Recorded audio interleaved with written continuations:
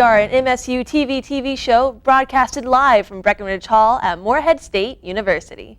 My name's Jordan Simonson and I'll be your host, and I'm very happy you're tuned in with us this Wednesday evening.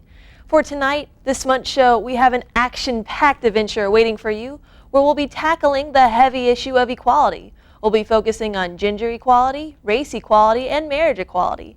And plus, at the end, we'll have 2 musical performances waiting just for you. Stay tuned for more Hear Me Roar here on MSU TV. We'll be right back after this break.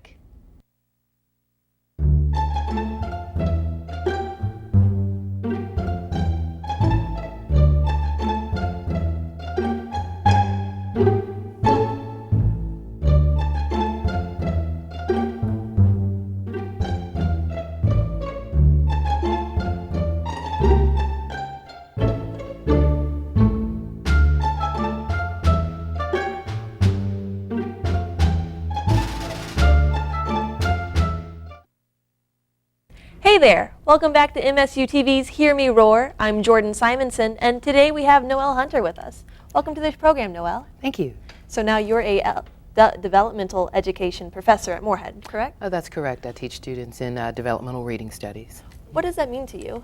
It means helping out students who may not have scored at the benchmark on a standardized test like the ACT or the Compass, and so I have them for the semester to help boost their vocabulary, their critical reading skills. Very cool. And now changing gears to our heavier topic for the night, what is racial equality?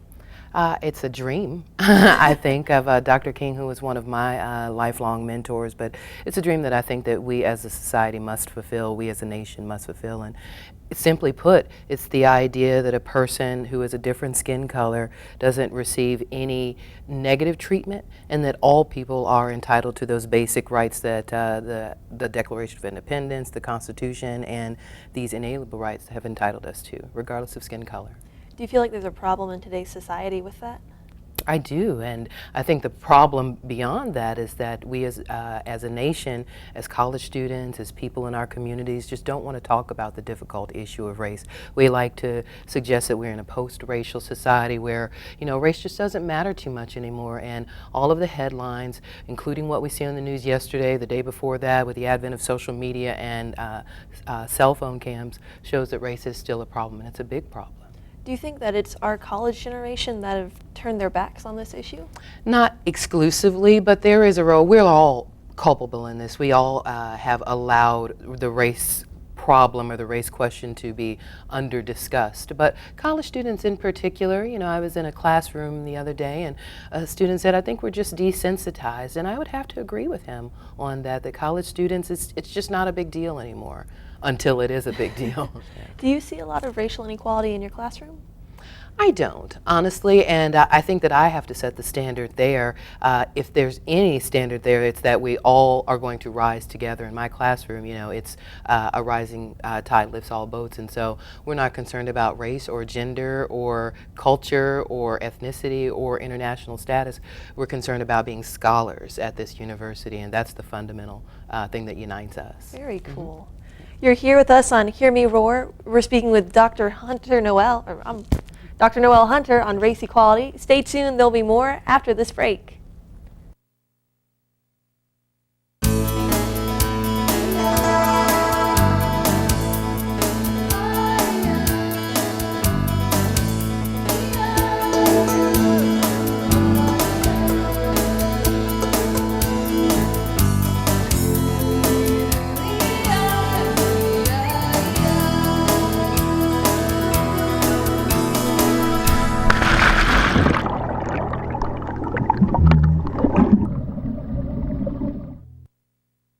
Welcome back to Hear Me Roar. I'm Jordan Simonson, and this evening we have Dr. Noelle Hunter speaking about racial equality.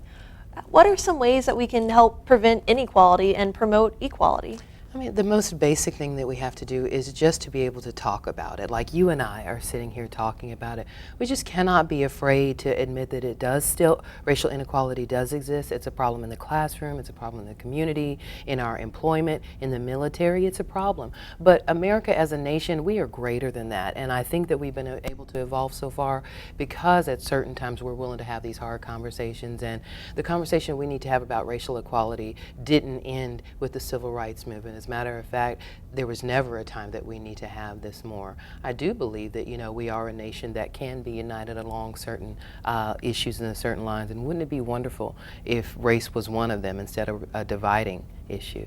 Do you feel like we might need another civil rights movement, but a much more peaceful one? Yes, yes, and I'm all for that, because it's the people rising up and saying that we desire to live with each other in this kind of beloved community that Dr. King talked about. It's the people saying that what we see is no longer permissible. I'm a human, you're a human. We have certain, again, rights, but then also certain responsibilities as human walking around to treat each other well. And people like to defer to the golden rule, do unto others as they would do unto you. It's the same with racial equality. Treat me the way that I want to be treated, and I'll treat you the way that you want to be treated. But we all have to act like that. Yeah.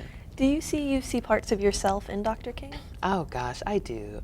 He's always been one of my mentors. He was gone before I was even born, but I followed his writings. I followed his faith. I followed his this hope and this dream that was optimistic, but also very practical, that we could be this beloved community. We could be this society where he says, we all sit together at this table of brotherhood. And I don't think it's out of the realm of possibility that we could have that.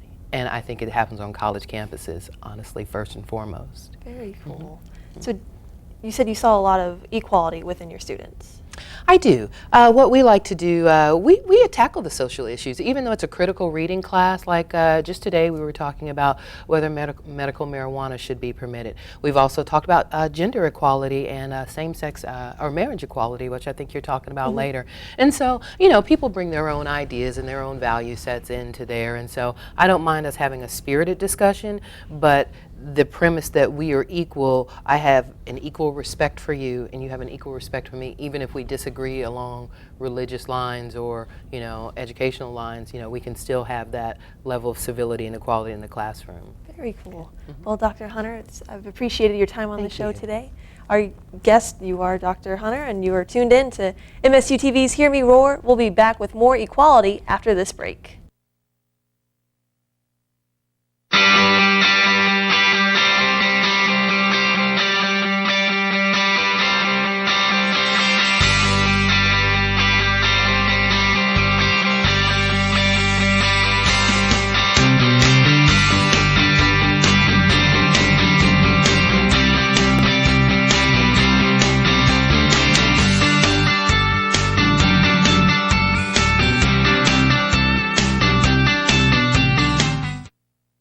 Welcome back to MSU TV's Hear Me Roar. I'm your host, Jordan Simonson, and you're tuned in for an action-packed show about equality. Up next, we have a pre-recorded segment with Dr. Bernadette Barton from Morehead State University. Due to constricting schedules, she was not able to meet with us live tonight, but please enjoy her segment and about the book she wrote, Praying the Gay Away. I'm Dr. Bernadette Barton. I'm a professor of sociology and women's studies at Morehead State University, and I'm author of Pray the Gay Away, The Extraordinary Lives of Bible Belt Gays. So let's talk about your book. What inspired you to write it? Well, a number of things inspired me to write it. I first got the idea for it when I moved from Lexington to a town I called Thomasville in the book, right after I started work here. I started in 2000. In 2002, I moved to Thomasville. And it was the first time that I'd lived in a small town in Kentucky. So I have a great house. My partner and I are getting ourselves all set up, and I'm in my yard planting some tomato and pepper plants. And there's a neighbor next door who is tilling our next door neighbor's house.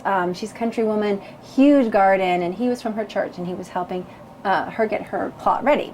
So anyway, he saw me working on my little area, and he kept offering to come and till it for me, and I was like, no, no, no. And then he finally was just so insistent. I thought, well, who am I to turn down free, yard labor? And so I said yes. He came over, he tilled it, and then I gave him a glass of water, and he asked me if I was married.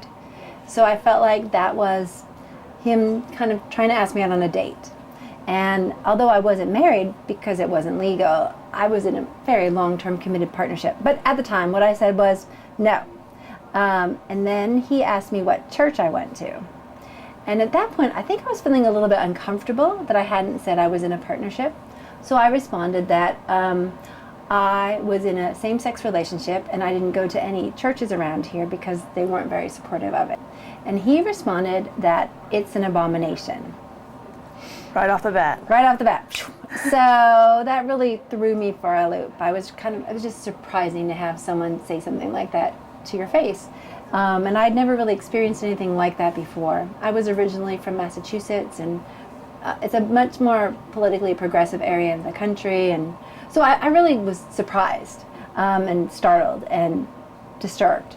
So that also inspired me to kind of explore what it's like to be gay in the Bible Belt, what it's like to grow up here and grow up with parents who might be homophobic, go to a homophobic church or a homophobic school or workplace. So is it not necessarily a book of stories, but just a book of people's lives? It's a book of stories, and it's a book of analysis. And I introduce a number of theoretical concepts and explore several theoretical constructs as well. And then, in your opinion, how was the fight for equality in Rowan County? I know Love won, but the journey there, in your opinion, what was it? Well, what happened was in the other counties, no one challenged it. No one went to the clerk and asked for a license. So it was probably easier for folks in those counties to just say, forget it, I'm not going to deal with it, I'll just go to the county next door. Mm-hmm. Here, there was a strong enough LGBT presence that folks were willing to stand up and fight for it and keep going in and keep asking for licenses and be willing to be denied and sort of deal with that stress. And there was enough local support, a great activist group that allowed that to all unfold the way it did. Very cool. And now changing gears to the event that's going to be next week, or this current week for Yes. Live. Stories from Rowan County. You're the MC of it. Yes. What will the event offer? Well, it's going to be in the Button Drill Room at 6 p.m., October 29th. We, Doc Ann and myself and other members of the Women's Studies Committee, have asked folks that have been involved in the fight for marriage equality here in Rowan County, because as you all know, we have been at the center of a media storm. So we're taking the opportunity to celebrate all the participants who work so hard to keep, marriage equality front stage during the Kim Davis stuff. So we'll be having Naisha Fife speak, and she's head of the Rowan County Rights Coalition, and Danielle Wheeler, who's president of the Alliance. And Alliance had a big presence at the courthouse through the summer months and into the fall. We're also having April Miller and Jody Fernandez, who are both plaintiffs in this suit and faculty members here. They'll be speaking about their experiences and sharing their stories. And finally, we also have Tim Love coming, and he was one of the plaintiffs that brought the case all the way to the Supreme Court. So it's quite a great group of folks. Welcome back to MSU TV's Hear Me Roar. I'm your host, Jordan Simonson, and you just heard an interview with Dr. Bernadette Barton from Morehead State University about marriage equality and the fight for marriage equality in Rowan County. Coming up next, we have an interview with Tracy, who is the president of SAGE, a gender equality on Morehead State University's campus. Stay tuned, there's more Hear Me Roar after this break.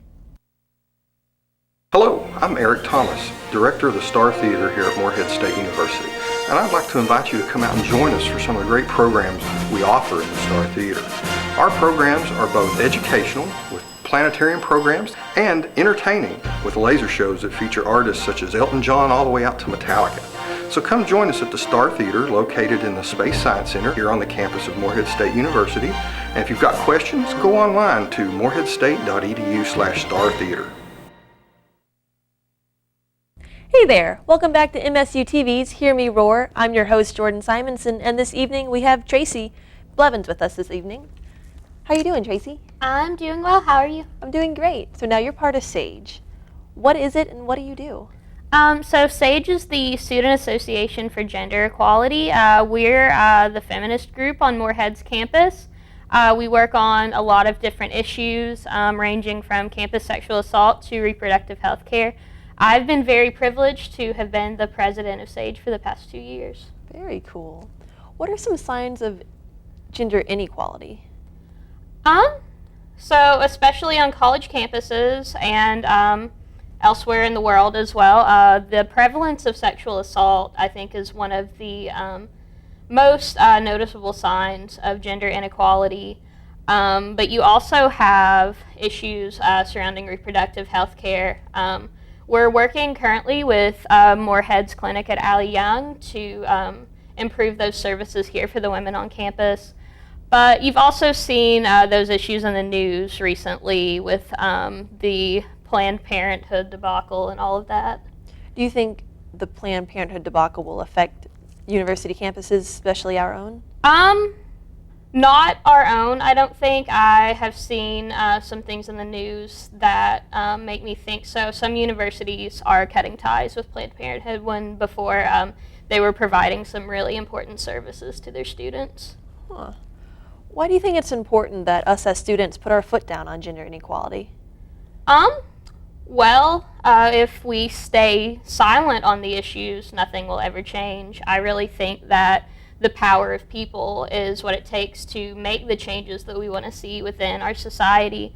So that's why I think that's really important. If we speak up and allow our voices to be heard, the administrators and other people on campus will be more likely to make changes that we want to see, because that's our job, to keep the students happy. What are some major red flags that as a student should tell our administrators about, or inequality signs that we've seen that we need to alert someone to? Well, recently we had some issues on our campus with the health clinic referring students to a crisis pregnancy center, which is a non-medical religious organization. We're wrapping up our campaign in opposition to those practices. But also gender discrimination in the classroom happens. I've had it happen to me and I've seen it happen. So that's another red flag that you would certainly want to report. Could you tell us what happened to you? Or nothing too serious, just feeling sometimes like my voice isn't being heard as much because I'm a woman. Okay. And for those students who are watching who want to get interested in SAGE, how could they go about that? SAGE meets every Monday at 6 in Raider 221. We have a really great meeting coming up this week on November 2nd. We have some guests from the Kentucky Health Justice Network coming. They're an organization out of Louisville that helps women overcome any barriers that they have when it comes to accessing reproductive care, whether it's finances or transportation or anything else they might need. Very cool. Well, Tracy, thank you for being part of our show this evening. You're tuned in to MSU TV's Hear Me Roar. I'm Jordan Simonson and our guest Tracy Blevins. Stay tuned. There's some more musical guests up next here on Hear Me Roar.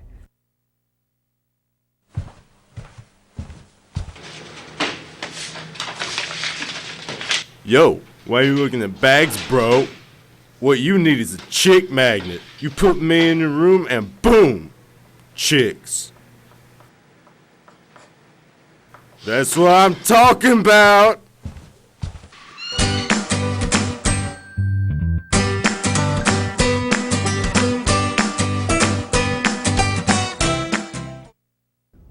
Hey there, you're tuned in to MSU TV's Hear Me Roar. I'm Jordan Simonson and I'm your host for this Wednesday evening. Coming up next, we have a pre-recorded package about Ruth McLean, who is a professional and well-known educator at the Kentucky Center for Traditional Music. She's a pro with the stand-up bass, and you're in luck with a tuned-in special about her and her playing abilities and teaching skills. So the bass was the next instrument that was needed. And it's a wonderful thing to feel needed and to be a part of a team or a part of a band where they kind of count on you. Our father used to say that that a band is more than the sum of its parts. It's more than individuals playing. When you play together, the result is so much more than the individuals. And so it was a nice way to grow up as part of a band.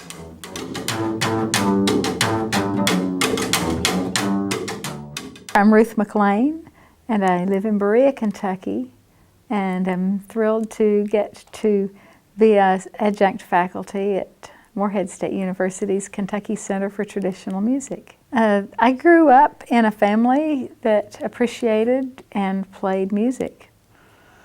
Our father was a musician, And we lived in Hindman, Kentucky, in Knott County. And there's a lot of music, a strong tradition of music in Knott County. And so I started playing when I was 9 or 10.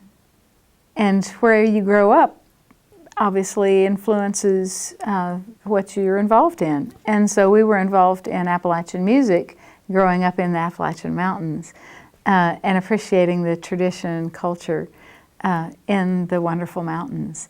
I feel very fortunate to get to grow up in Kentucky that has such strong traditions and strong cultures. Well, we've traveled a lot.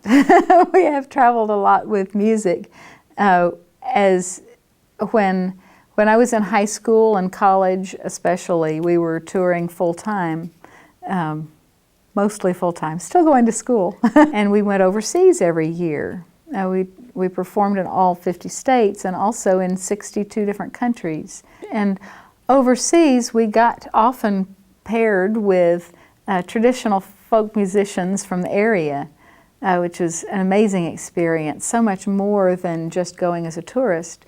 When you go as a performer and a musician and sharing your culture, and you often get to experience their culture in a more personal way too. Some amazing experiences.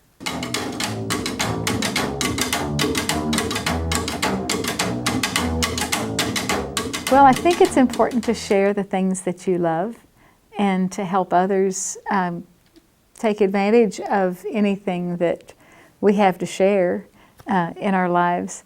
At the Kentucky Center for Traditional Music, I get to be part of the adjunct faculty and work with students that are interested in studying about traditional music.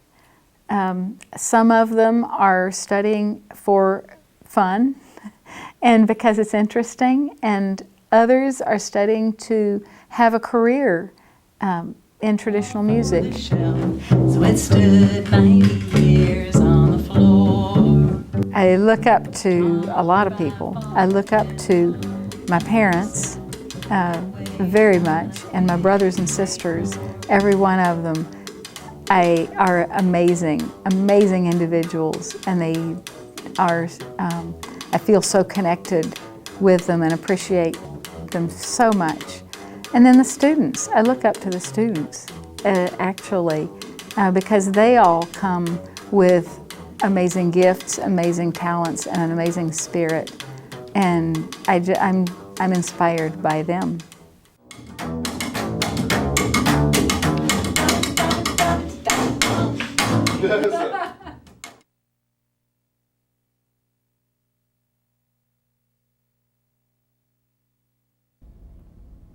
Hey there, welcome back to MSU TV's Hear Me Roar. I'm Jordan Simonson and I've been your host this Wednesday evening. Our show has just about wrapped up, but we've got some more special guests coming up next after this 30-second break. She is a theater and Strat-Com major here at Morehead State University, and she'll be performing a song from the upcoming musical here on Morehead State University TV's Hear Me Roar.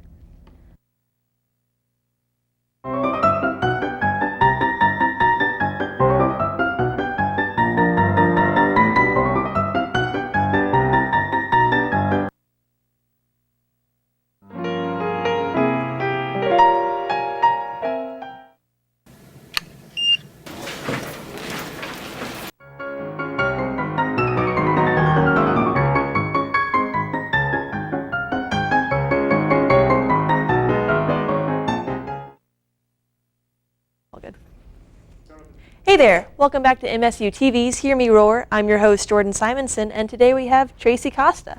Welcome to the show. It's nice to be here, thank you. So you're a double major in theater and Strat-Com. Yes. How busy is your life? Oh my goodness, it's so busy. I'm actually also a painter in the theater, so all the sets that you see, I get to help paint that as well, and we stay busy over there, so.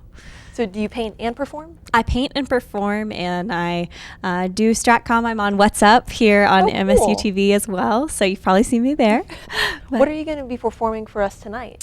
I will be performing Carrie from Carrie the Musical. It's the title song. I'm playing Carrie, so this is kind of her opening song. The kids are making fun of her after her tragic event in the locker room. So she is kind of just talking about how she wants to be more than what they are saying that she is, and she has these high hopes for her life, and it's just kind of her moment. So when can we view the full play? It will be opening in February, so stay tuned next semester. It's going to be the thing to see, so definitely stay tuned. I know that MSU TV will probably be doing some specials on that too, so just keep watch out on it. Very cool. You've been tuned in to MSU TV's Hear Me Roar. I've been your host, Jordan Simonson, and this month we've tackled the heavy topic of equality.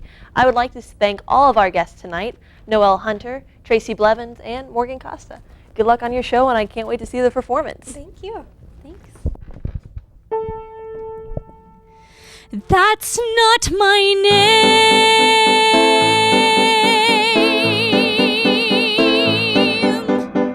Doesn't anybody think that I can hear? I hear, especially when I got them screaming in my ear. I hear, every day they push me around till I drop. If I had a wish, God, I wish they'd stop. When will they? I wish they'd.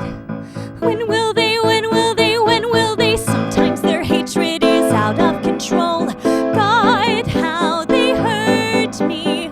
Mama says suffering is good for the soul, but they hurt me. And if I could, I'd bring them all down to their knees.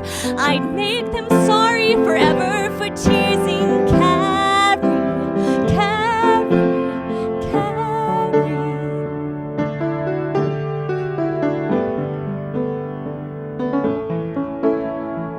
I will not cry, I'm okay. I try so hard to play their way. Why do they find it so hard to say, Carrie? Why do they always treat me so bad? They all know my name, it's Carrie.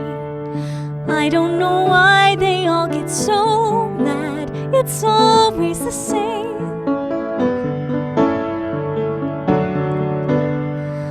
What's going on deep in me? All of these feelings suddenly.